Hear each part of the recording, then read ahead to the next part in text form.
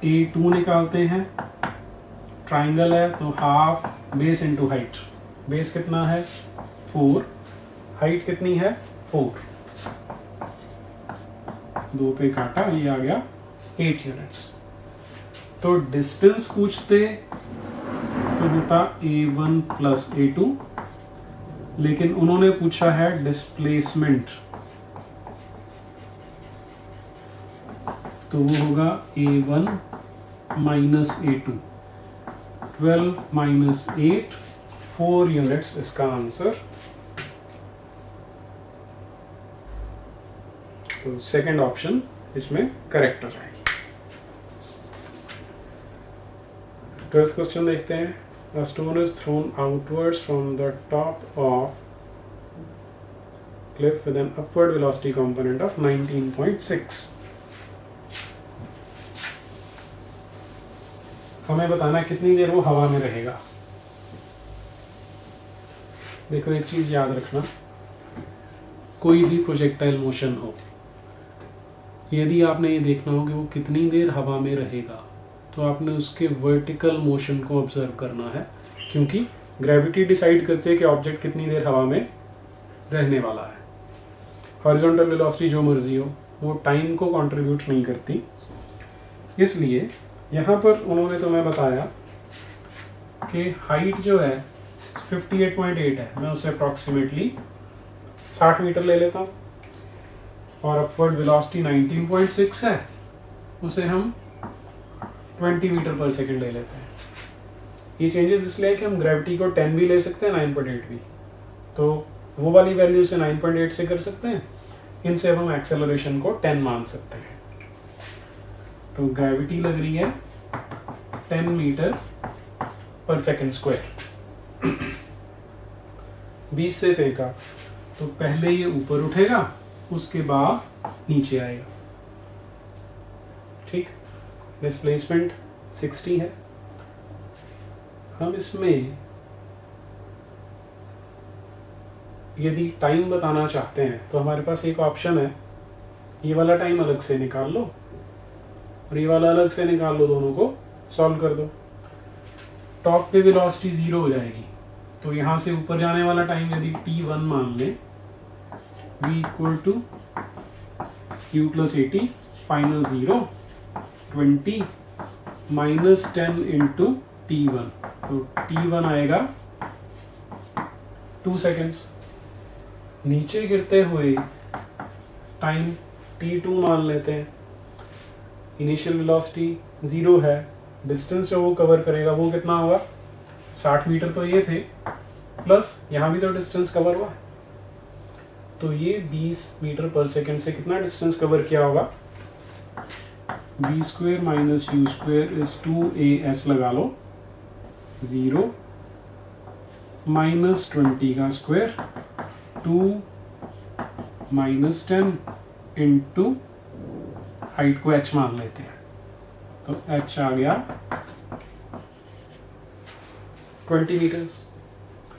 अब total height हो गई 20 प्लस 60 80, तो उसे लगा देते हैं s equal to u t plus half 80 square में।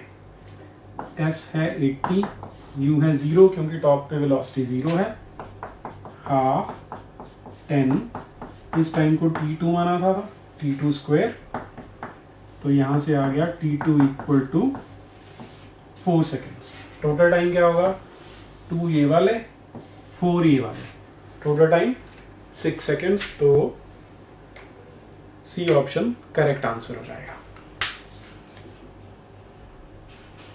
Next question, A bullet is shot horizontally from a gun,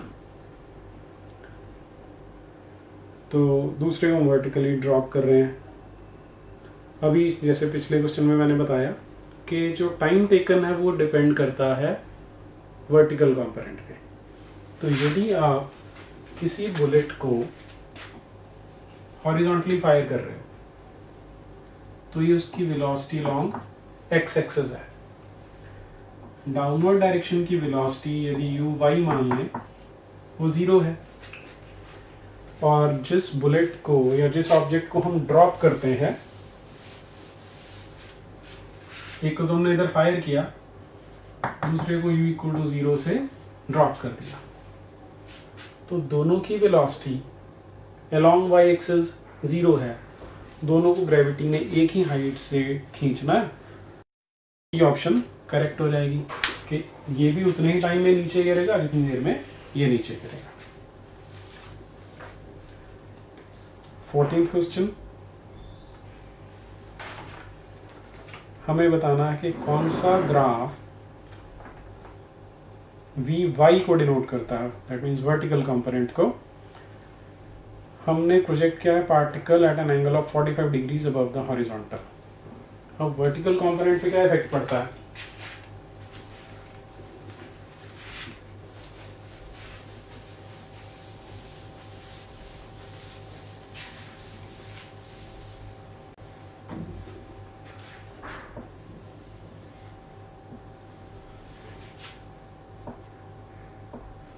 हमने 45 डिग्रीज पे लॉन्च किया, vertical component uy, horizontal ux। ये कंपोनेंट कम होते होते यहाँ पे 0 हो जाएगा और फिर बढ़ते बढ़ते यहाँ पे ऑपोजिट डायरेक्शन में आ जाएगा। तो पहली चीज, वर्टिकल कंपोनेंट की डायरेक्शन रिवर्स होती है और बीच में एक जगह पे 0 पे आता है। तो आपका ग्राफ ऐसा होना चाहिए जो एक हाफ पॉजिटिव एक्सिस में आए, दूसरा हाफ नेगेटिव एक्सिस में आए और बीच में 0 वैल्यू हो। इन सभी ग्राफ्स में से जो डी ऑप्शन वाला ग्राफ है वो 2 क्वाड्रेंट्स में है और 0 में से पास हो रहा है, तो डी ऑप्शन आपका करेक्ट आंसर हो जाएगा। नेक्स्ट क्वेश्चन, हमें बताना है ऑब्जेक्ट की रेंज कितनी है। हॉरिजॉन्टल और वर्टिकल कंपोनेंट्स हमें गिवन है। अब देखो, जन सीधी सीधी वैल्यू गिवन होती वेलोसिटी की, एंगल दिया होता तो निकाल लेते। यहाँ पे उन्होंने क्या किया, हॉरिजॉन्टल और वर्टिकल कंपोनेंट्स दे दिए। ये वाला 30 है, ये 20 है। अब रेंज का फॉर्मूला हम लगाते हैं 2u² sin theta cos theta upon g। हमें u चाहिए, sin थीटा चाहिए और cos थीटा चाहिए। u निकालने के लिए रिजल्टेंट निकाल लेंगे, तो u होगा 20² प्लस 30² अंडर रूट। तो u आ गया अंडर रूट 1300 मीटर्स पर सेकेंड। थीटा हमें चाहिए साइन थीटा और कॉस थीटा, तो साइन थीटा होता है परपेंडिकुलर ओवर हाइपोटेन्यूज। परपेंडिकुलर है 20, तो 20 बाय रूट 1300, और कॉस थीटा होता है base upon hypotenuse 30 by root 1300। ये तीनों वैल्यूज वहां डाल दो, रेंज हो जाएगी 2 इंटू रूट 1300 का स्क्वायर। साइन थीटा है 20 by root 1300, 30 by under root 1300 upon gravity की वैल्यू 10। तो ये इनके साथ कट गया, ये यहाँ कट गया, 120 मीटर्स। Answer D option.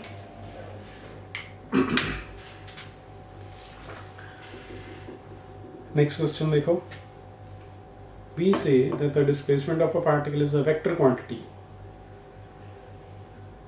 कोई भी क्वांटिटी वेक्टर क्वांटिटी कब कहलाती है? यदि वो vector laws, vector addition subtraction को फॉलो करे। तो इसमें सेकंड ऑप्शन करेक्ट है, बिकॉज वी आर सेइंग कि उसको कैसे मर्जी प्लेस कर लो, वो जो लॉ ऑफ वेक्टर्स है उसको फॉलो करती है। तो सेकंड ऑप्शन करेक्ट हो जाएगी। 17th, दो वेक्टर्स गिवन है, एक 20 एक 25, तो कौन सा इनका रिजल्टेंट हो सकता है? देखो ऐसे क्वेश्चन में कभी भी आपको दो वेक्टर गिवन हो, suppose A vector and B vector, तो इनका मैक्सिमम रिजल्टेंट क्या होगा? ए का मैग्नीट्यूड प्लस बी का मैग्नीट्यूड, जब दोनों सेम डायरेक्शन में होते हैं। मिनिमम कब होगा? जब एक दूसरे से ऑपोजिट होंगे। तो इसमें इस केस में हमें गिवन है 25 और 20, तो एक हो गया 45, 25 माइनस 20 इक्वल टू 5। तो जो आंसर्स होंगे वो मैक्सिमम और मिनिमम के बीच में लाई करेंगे। 45 से बड़ा नहीं होना चाहिए, 5 से छोटा नहीं होना चाहिए, तो इसमें एक ही आता है 12। सी ऑप्शन करेक्ट हो जाएगी। नेक्स्ट देखो, certain vector in the xy plane has x component 4 y 10।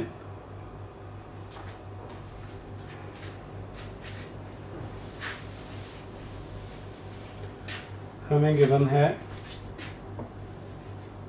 ये 4 है, ये 10 है, तो यदि आप वेक्टर निकालोगे ये आएगा 116 अंडर रूट। कैसे? 4 square plus 10 square under root, ये आ गया 116 अंडर रूट। फिर वो कहते हैं it is in rotated in X Y plane so that its X component is doubled. Vector वही है लेकिन हमने इसे ऐसे घुमा दिया कि एक्स कॉम्पोनेंट 8 हो जाए। तो हमें बताना है वाई कॉम्पोनेंट, इसे हम ए वाई मान लेते हैं। टोटल रिजल्टेंट तो वही है 116 अंडर रूट, तो इस पे पाइथागोरस लगा दो, A Y square plus 8 square equal to 116। तो ए वाई स्क्वायर हो जाएगा 116 माइनस 64, कितना आता है?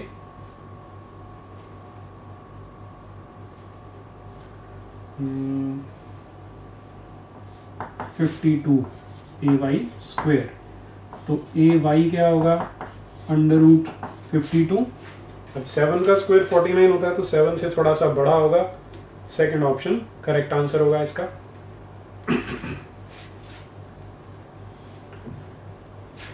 इसके बाद question number 19।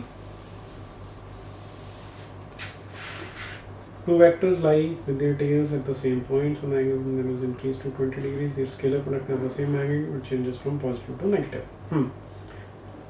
Scalar product changes from positive to negative.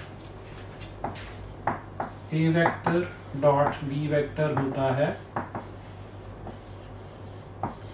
AB cos theta. ठीक है जी, उन्होंने बोला पॉजिटिव से नेगेटिव पे चला गया, लेकिन मैग्नीट्यूड उतना ही रहा। अब जो कॉस का ग्राफ है, हमें यहाँ पे कॉस थीटा पे ध्यान देना है। कॉस का ग्राफ 90 डिग्रीज के अलोंग सिमेट्री तो बनाता है, लेकिन एक पॉजिटिव होता है दूसरा नेगेटिव होता है। तो यदि मैग्नीट्यूड सेम है तो जितना पहले 90 से कम था अब उतना ही 90 से बड़ा होना चाहिए। उन्होंने बोला 20 डिग्री का इंक्रीज किया है, तो 20 डिग्री का इंक्रीज का अर्थ होगा 10 डिग्रीज इधर और 10 डिग्रीज का इधर। तो 90 में से 10 डिग्री माइनस कर दो, 80 डिग्रीज आंसर आ जाएगा। तो 19th क्वेश्चन का आंसर है डी ऑप्शन। नेक्स्ट देखते हैं, if the magnitude of the sum of two vectors is greater than the magnitude of either vector. ये कब पॉसिबल होता है? दोनों वेक्टर से बड़ा वेक्टर केवल तब बनेगा जब उनके बीच में जो एंगल है वो 90 डिग्री से कम होगा, एक्यूट एंगल होना चाहिए। नेक्स्ट क्वेश्चन, हमें बताना है वैल्यू ऑफ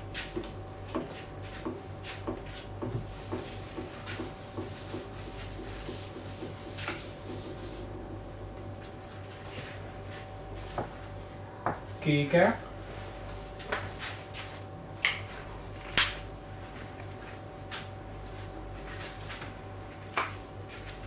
dot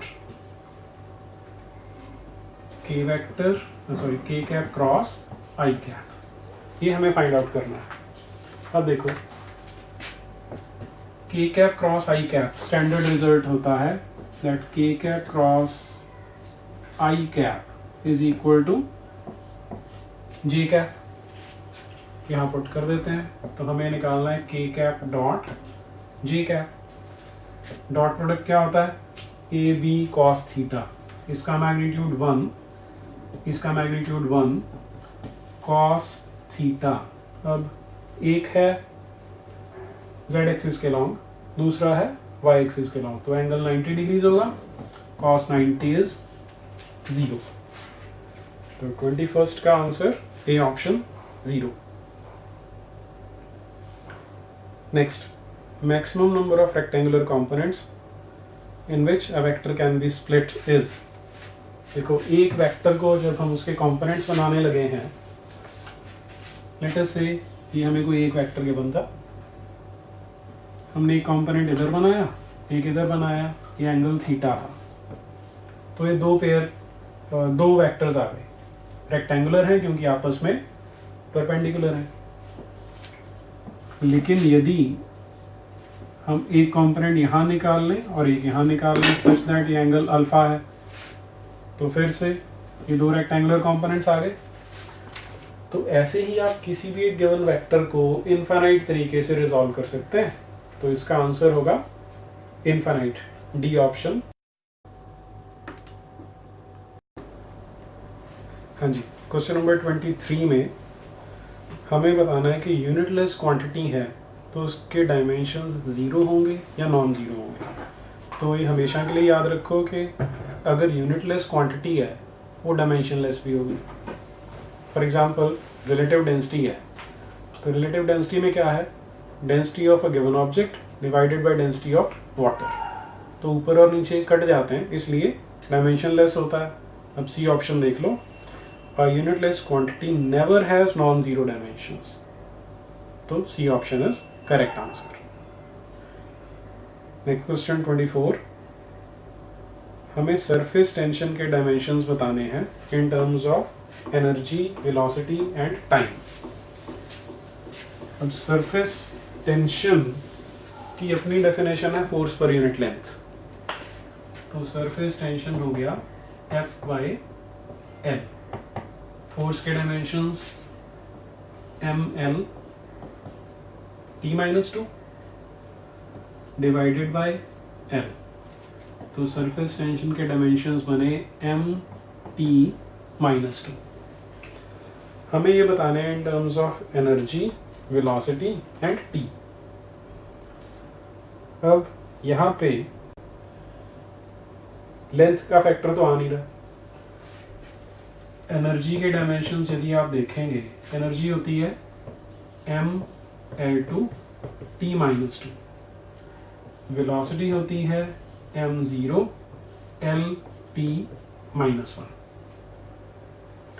इनसे हमने ये डायमेंशंस लाने हैं, L0 लेके आना है।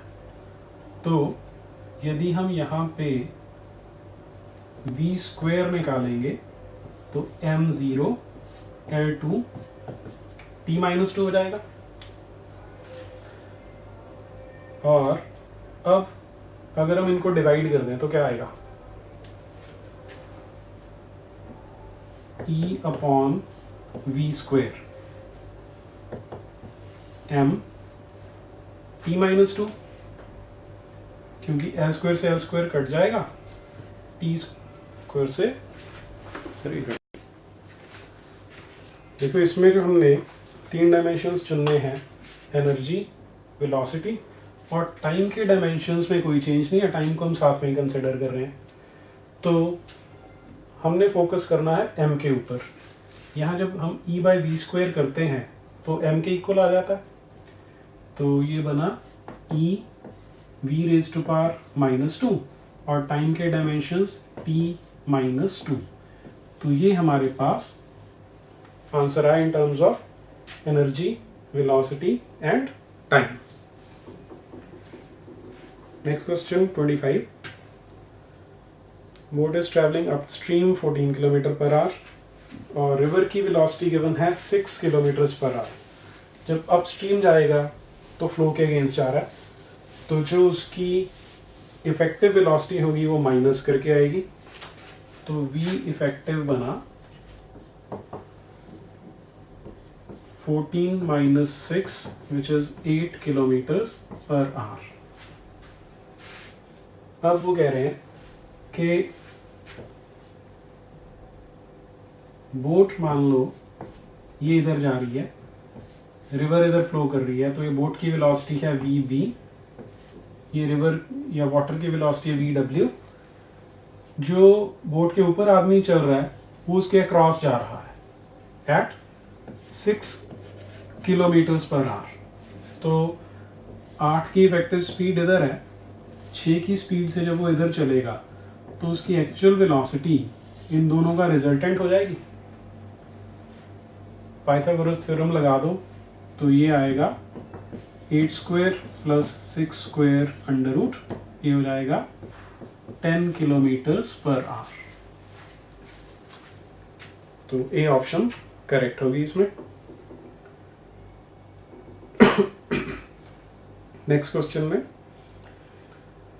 रिवर की speed 5 kilometres per hour given है और बोट जाती है 10 किलोमीटर पर आवर पे और उसको क्रॉस करना है रिवर को ताकि वो बिल्कुल सामने पहुंच सके.